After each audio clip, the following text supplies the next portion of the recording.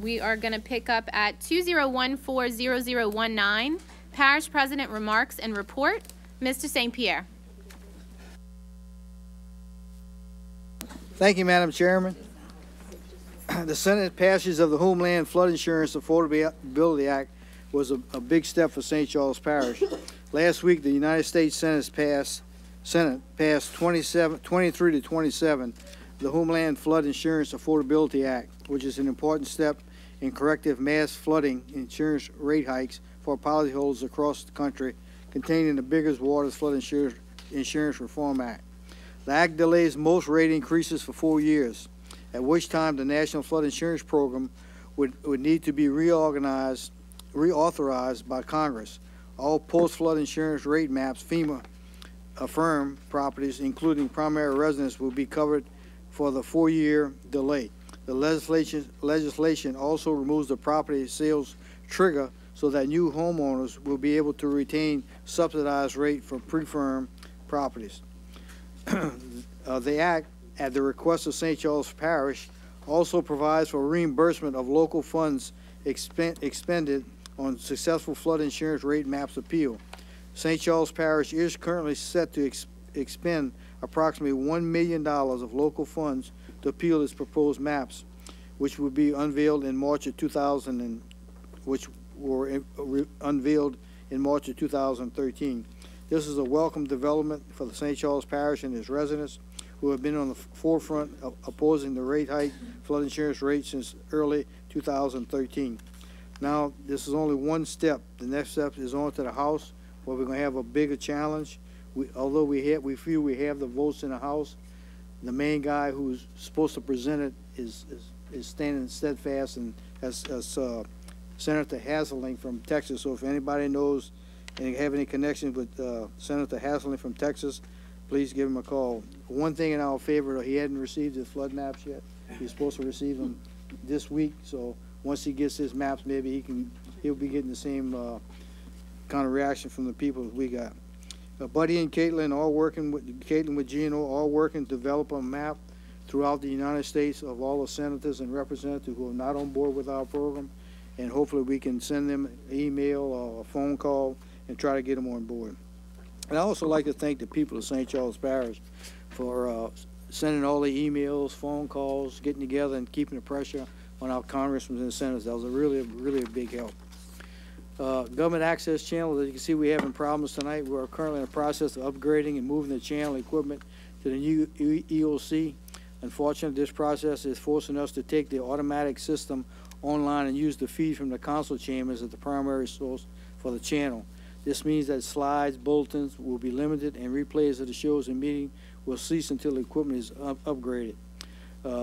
Reassure that the channel will still be accessible by EOC staff 24/7, so that in case of emergency, messages can be placed if necessary. Live meetings will be continued to be aired and recorded. Once the project is complete, Channel 6 will be available to AT&T, UVerse, as well as Cox Cable Channel 6.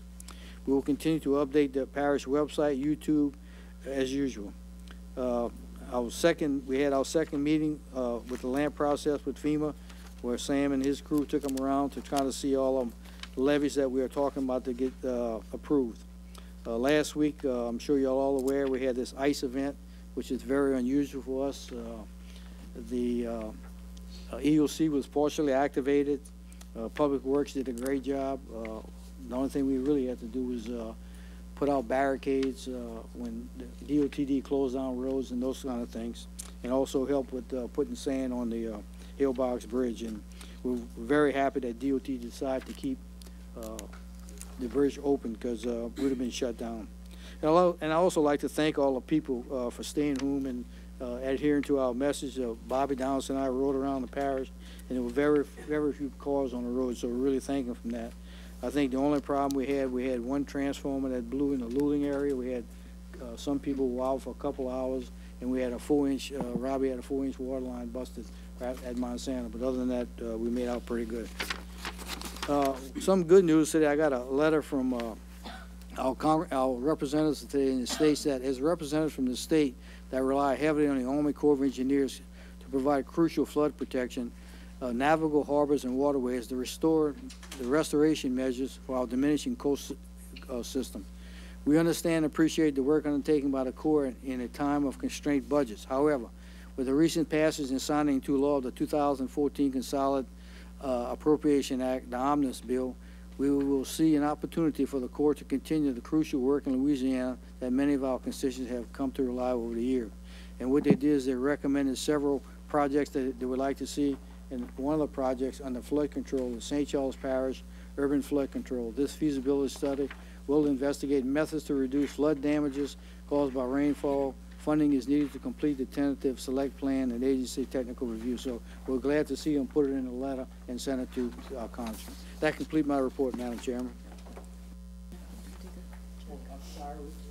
One other thing, we have Doug Rhodes here from Entities to make a presentation. Sorry.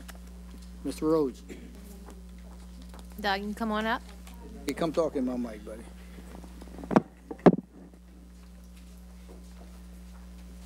Thank you, Mr. President, council members, Madam Chair. Thank you very much from Entergy for allowing us to partner with you to serve the community.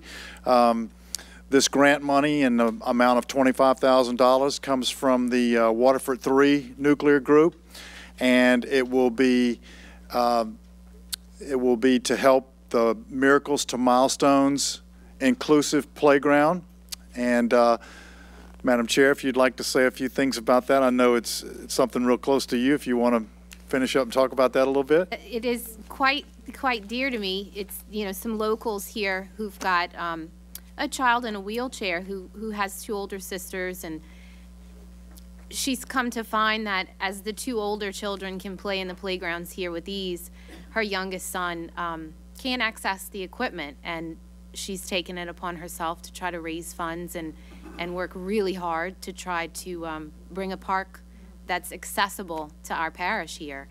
And you know, I think she's a go-getter, and they're a great family, and it's a great organization. So I'm really excited to see that you've got some funds to contribute to that. So yes, it's a good absolutely. thing. Yeah, and I'd also like to thank Dwayne Foray and Holly Fonseca for making it known to us, and for Holly and putting in the grant. They got the money, so thank you very much. Thanks, Doug. Picture, guys.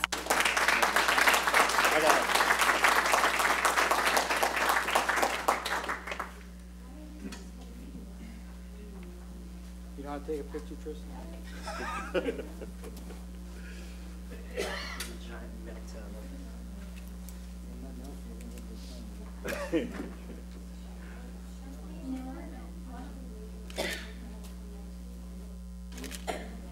Great.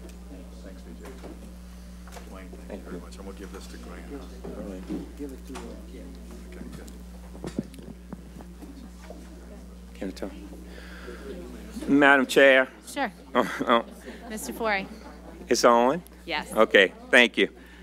On behalf of St. Charles Parish Department of Parks and Recreation, I know I speak for Holly, and I know I speak dearly for Miss Hillary Sermon, who we've worked over the last 2 years to get this project, this dream that she had, to fruition when she approached our department. And we have slated that playground set to be placed at the East Bank Bridge Park, where we would provide the foundation, and she was gung-ho about raising the funds. So this is a private-public partnership that, you know, hopefully we can get some more of these. And I can't thank Entergy enough. They always seem to put a little spark in a project. And that being said, I know Doug has been extremely vital to our department with many donations in Muntz Park and wetland watches. So we'd like to thank you again, Doug, for your help. And thank you all for the support of this project also. Thank you.